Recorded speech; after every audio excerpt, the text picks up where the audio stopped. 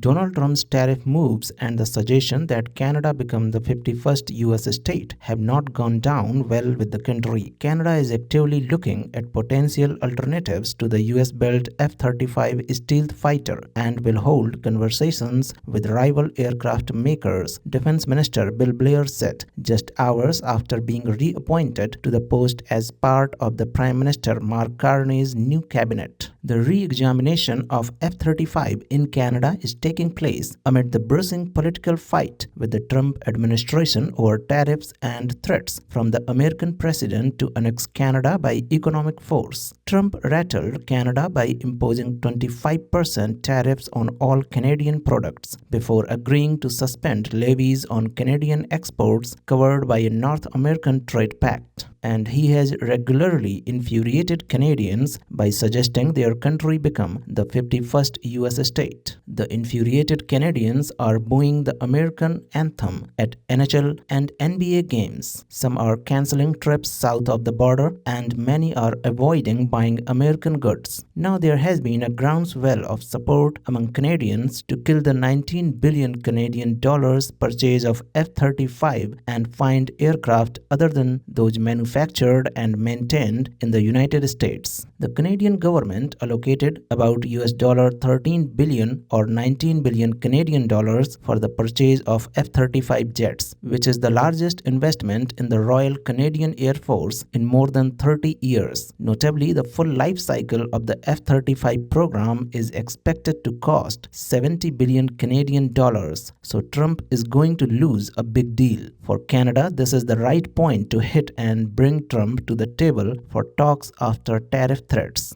Before I proceed, I encourage you to like the video and share your views on the topic in the comment section below. Your feedback is invaluable for us and a wider audience around the world. The deal has not been cancelled, but Canadians are doing their homework given the changing environment and making sure that the contract in its current form is in the best interest of Canadians and the Canadian Armed Forces. After years of delay, the Liberal government signed a contract with the US defense giant Lockheed Martin in June 2023 to purchase 88 F-35 jets. Canada has already put down its money for first 16 warplanes, which are due to be delivered early next year. However, there might be some form of contract penalty if Canada does not proceed with the entire purchase. Defense Minister Bill Blair said the conversation about what's best for overall Canadian interests and the defense of the country is currently taking place with the military. He added, "It was the fighter jet identified by our Air Force as the platform that they required, but we are also examining other alternatives whether we need all of those fighter jets to be F-35. Blair is suggesting that the first F-35 might be accepted and the remainder of the fleet would be made up of aircraft from European suppliers, such as the Swedish-built Saab Gripen. Blair said the Prime Minister has asked me to go and examine those things and have discussions with other sources, particularly where there may be opportunities to assemble those fighter jets in Canada. That was an indirect reference to the Swedish proposal, which promised that assembly would take place in Canada and that there would be a transfer of intellectual property which would allow the aircraft to be maintained in this country and could create jobs for Canadians. Major maintenance, overhaul, and software upgrades on the F-35 happen in the United States. The notion of Canada flying a mixed fleet of fighter jets is something the Air Force has long resisted, even though it did so up until the 1980s when the current CF-18s were purchased. It would mean two different training regimes, separate hangars and infrastructure, and a different supply chain, all of which defense planners have insisted for decades is too expensive. Lockheed Martin was asked about Portugal's planned exit from the program and whether it would have an impact on Canada, and Rebecca Miller, Lockheed Martin's Director of Global Media Relations, who said in a statement, "Lockheed Martin values our strong partnership and history with the Royal Canadian Air Force and looks forward to continuing that partnership into the future. Foreign military sales are government-to-government transactions, so anything further will be best addressed by the US government or respective customer government requirements. Miller also addressed online misinformation that suggested the F-35s have a so-called kill switch that could turn off aircraft belonging to allies or hobble their capabilities should the US government order the company to do so. She said, as part of our government contracts, we deliver all system infrastructure and data required for all F-35 customers to sustain the aircraft. We remain committed to providing affordable and reliable sustainment services to our customers that enable them to complete their missions and come home safely. Billy Flynn, a retired lieutenant colonel and former F-35 test pilot, said the threats made by Trump have shaken confidence in the US defense sector. He said, I believe Canada has to adopt a transactional view that this is a contract that will go forward or at the risk of the trust that is always behind every purchase of American arms. That announcement came 2 days after Portugal said they are also re-examining a possible purchase of American F-35 fighter jets amid rising international anger over the tariff war President Donald Trump has launched and his wavering support for NATO. Portugal's outgoing defense minister Nuno Melo said recent positions taken by the US compelled a rethink about the purchase of F-35 because the US has become unpredictable. Melo said the US could also impose limits on the planes' use, their maintenance, or their components. Portugal is considering various options to replace F-16s. Recently, Canadian representatives met with US President Donald Trump's top trade officials and they say they have a clearer understanding of a rationale behind Trump's insistence on tariffs not just on Canada but on the whole world. Tariffs are now a global policy of the United States, said David Peterson, Ontario's representative in Washington, and this is a historic change to global trading patterns, and the Americans are very aware of that. Last week, the Canadian federal government announced a plan to slap tariffs on $29.8 billion worth of American goods to hit back against US President Donald Trump after he imposed punishing tariffs on Canadian steel and aluminum. Finance Minister Dominic LeBlanc said Trump's attack on Canadian industry is unjustified and unjustifiable, and the government must retaliate as the US inserts disruption